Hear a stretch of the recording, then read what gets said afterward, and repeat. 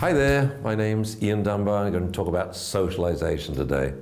Very misunderstood topic. I think what happens there is people haven't sort of sat back and triaged what's the most important aspects of socialization, and they are, of course, socializing puppies with people.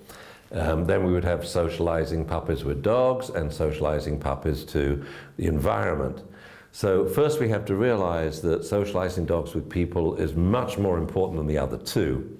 For a lot of people, socializing dogs with dogs is actually not that important because the dog doesn't leave the house, they don't walk it. And of course, if you walk your dog, then he's going to become socialized to dogs anyway. So taking a 1-month break, isn't going to hurt him much because he's been playing with lots and lots of puppies, his litter mates and mum.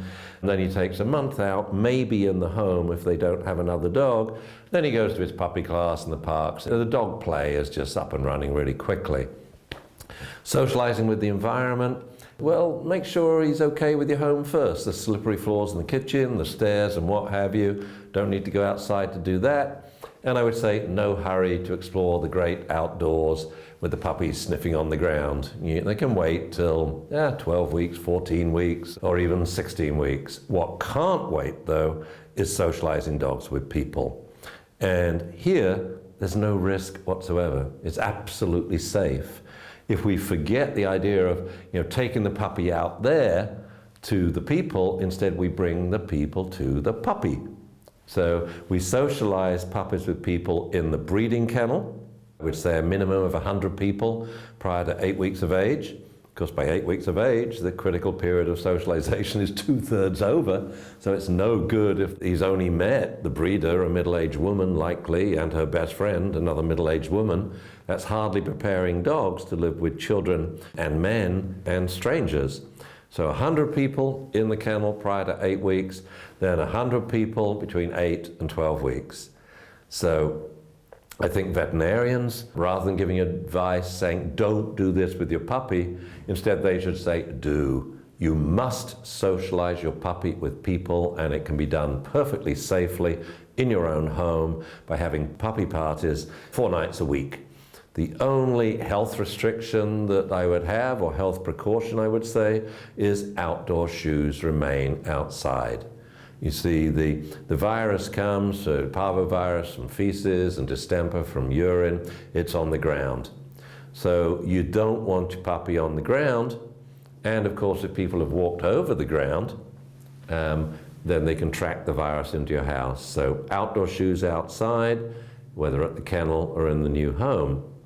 And you should remember this, of course, when you go to the vet first time, because the most dangerous place to have a puppy is on the ground of the car parking lot outside of a vet clinic, where every sick dog has, urinated, defecated, vomited, and what have you, or anywhere on the floor in a vet clinic, because people have parked their car, walked through the car parking lot and into the clinic.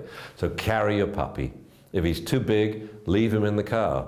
Tell the vet you're here and tell them to text you when you're ready, and they can send someone to carry your Newfie or your Mastiff or something in, plonk him on the exam table, which is totally safe. So I think what's happened here is, we haven't sat down and discussed it this way, so we think, oh, socialization is risky. No, it's no risk at all, socializing dogs with people, and it must be done.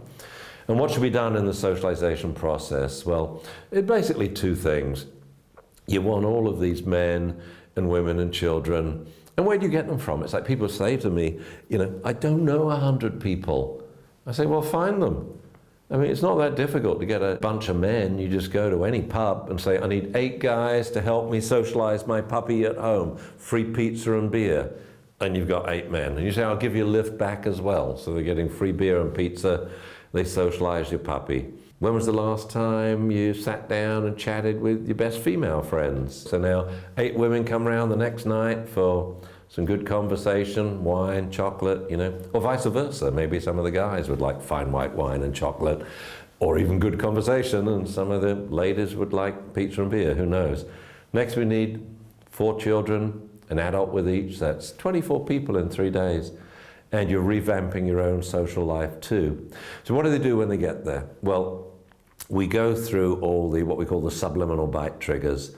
Dogs just don't bite for one reason. They don't bite because they're maternal aggression or territorial aggression or dominance aggression or idiosyncratic aggression, idiopathic aggression. I mean, all these really silly, classifications.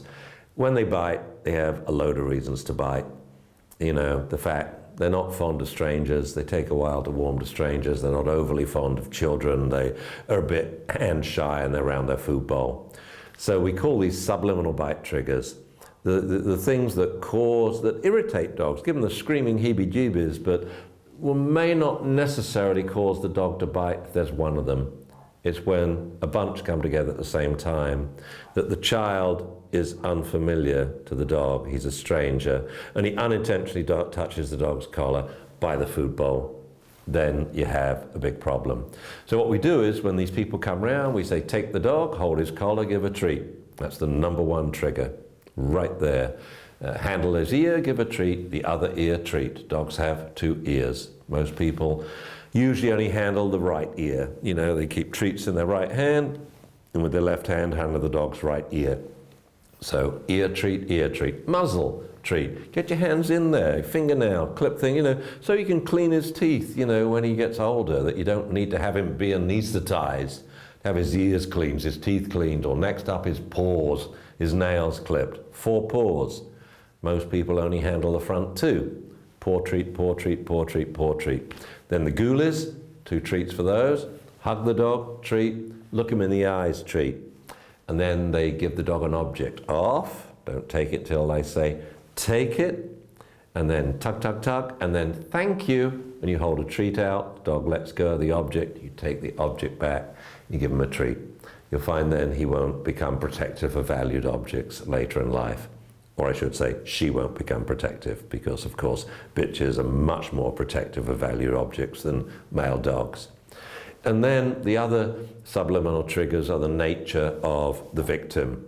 Were they a child, a man, a stranger, and were they doing weird and scary stuff? So that's the first thing we do in the handling sessions. Then we say, right, you guys are here, train my dog for me.